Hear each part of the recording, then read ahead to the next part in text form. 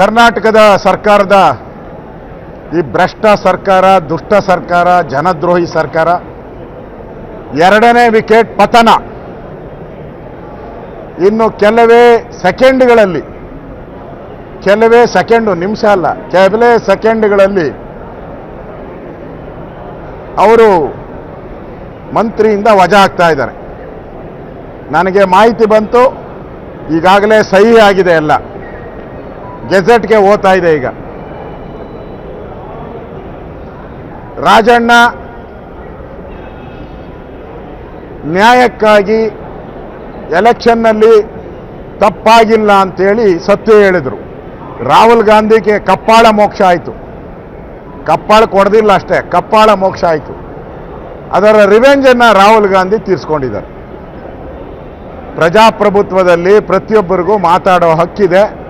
ಸತ್ಯವನ್ನು ಹೇಳಿದರೆ, ನಮ್ಮ ಸರ್ಕಾರ ಇತ್ತು, ನಮ್ಮದೇ ಅಧಿಕಾರಿಗಳು ತಪ್ಪು ಮಾಡಿದ್ದಾರೆ, ಇದರಲ್ಲೇನು ಮಿಸ್ಟೇಕ್ ಇದೆ? ಮೊದಲು ವಾಲ್ಮೀಕಿಯಲ್ಲಿ ಫಸ್ಟ್ ಬಲಿ ನಾಗೇಂದ್ರ, ಎಸ್ ಟಿ ವಾಲ್ಮೀಕಿ ಜನಾಂಗ. ಎರಡನೇ ಬಲಿ ತುಮಕೂರು ಕೋಆಪರೇಟಿವ್ ಮಿನಿಸ್ಟರ್ ರಾಜಣ್ಣ ವಾಲ್ಮೀಕಿ. ಅಂದರೆ ಕಾಂಗ್ರೆಸ್ ಸರ್ಕಾರದಲ್ಲಿ ವಾಲ್ಮೀಕಿಗಳಿಗೆ ರಾವ್ ಕಾಲ ಬಂದಿದೆ, ರಾವ್ ಕಾಲ ಪ್ರಾರಂಭ ಆಗಿದೆ. ಕಾಂಗ್ರೆಸ್ ಅವ್ರಿಗೆ ಅವ್ರು ಕಂಡ್ರೆ ಆಗಲ್ಲ. ಈಗ ರಾಹುಲ್ ಕಾಲ ಅವ್ರಿಗೆ, ರಾಹುಲ್ ಕಾಲದಿಂದ ಈ ಎರಡೂ ಸ್ಥಾನಗಳು ಹೋಗಿದೆ. ಕಾಂಗ್ರೆಸ್ ಪಾರ್ಟಿ ಇವತ್ತು, ನಾನು ಅಕ್ಟೋಬರಲ್ಲಿ ಕ್ರಾಂತಿ ಆಗುತ್ತೆ ಅಂತ ಹೇಳ್ತಾ ಇದ್ದೆ, ಆಗಸ್ಟಲ್ಲೇ ಶುರುವಾಗ್ಬಿಟ್ಟೈತೆ ಕ್ರಾಂತಿ ಆಗೋಕ್ಕೆ. ಅಂದರೆ ಈ ಸರ್ಕಾರದ ಒಂದೊಂದೇ ಕಲ್ಲು ಉದುರ್ತಾ ಇದೆ. ಸಿದ್ದರಾಮಯ್ಯನವರ ಬೆಂಬಲಿಗರು ಒಬ್ಬೊಬ್ಬರೇ ಕಾಣೆ ಆತವ್ರೆ. ನಾಗೇಂದ್ರನೂ ಅವ್ರ ಬೆಂಬಲಿಗ, ರಾಜಣ್ಣ ಅಂತೂ ಮೌತ್ ಪೀಸ್, ಸಿದ್ದರಾಮಯ್ಯನವರ ಮೌತ್ ಪೀಸ್ ರಾಜಣ್ಣ. ಮೊನ್ನೆ ಹಾಸನದ ಉಸ್ತುವಾರಿ ತೆಗೆದ್ರು, ಈಗ ಮಂತ್ರಿನೇ ತೆಗೆದುಬಿಟ್ರು. ಅಂದರೆ ಕಾಂಗ್ರೆಸ್ ಪಾರ್ಟಿ ಪ್ರಜಾಪ್ರಭುತ್ವದ ವಿರೋಧಿ.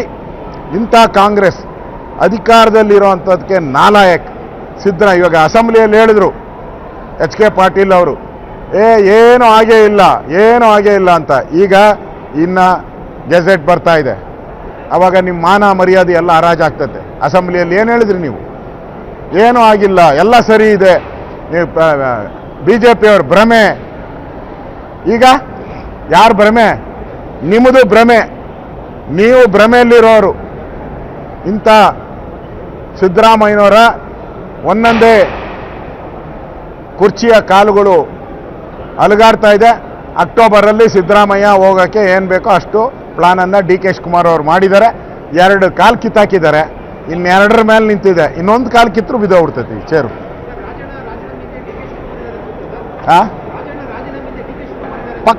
ಪಕ್ಕ ಡೌಟೇ ಇಲ್ಲ. ಯಾಕೆಂದರೆ ಹಿಂದುಳಿದ ವರ್ಗದ ಒಂದು ವರದಿಯನ್ನು ಬರ್ದಂಗೆ ಮಾಡಿದ್ರಲ್ಲ, ಯಾರು ಮಾಡಿದ್ದು? ಇದೇ DK ಶಿವಕುಮಾರ್. ಈಗ ಸಿದ್ದರಾಮಯ್ಯನವ್ರದ್ದು ಮೌತ್ ಪೀಸ್, 2ನೇ ವಿಕೆಟ್.